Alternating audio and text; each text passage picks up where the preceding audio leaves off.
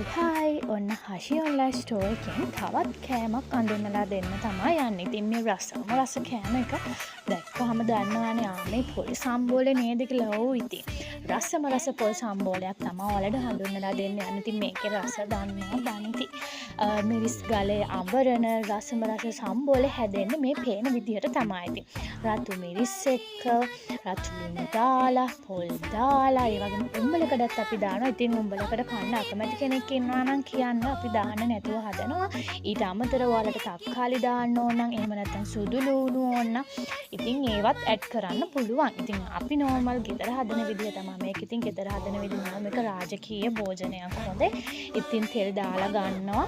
අප දාලා කරපිංචා දාලා පාන් එක්ක ඉන්දියාප්ප එක්ක බත් එක්ක ඉතින් හොඳටම කන්න පුළුවන් බත් මරන්න පුළුවන් සම්බෝලයක් තමයි මේක. ඉතින් ඔයාලට කල්පනා වෙනවා කොහොමද දෙන්නේ මේ වගේ තවපු කෙසෙල් කොලයක සුවඳට රසට සැරට තමයි දෙන්නේ. ඉතින් එන්න මේ පැත්තට ඇවිල්ලා මේ රස සම්බෝලේ රස විඳින්න ඕඩර් එකක් දාගෙන යන්න. 150 ඉඳලා දැන් ඔයාලට ගන්න පුළුවන්. එන්න හෂි ඔන්ලයින් ස්ටෝර් එක පැත්තට අලුත් අවුරුද්ද වෙනුවෙන් රස කෑමක් ගන්න.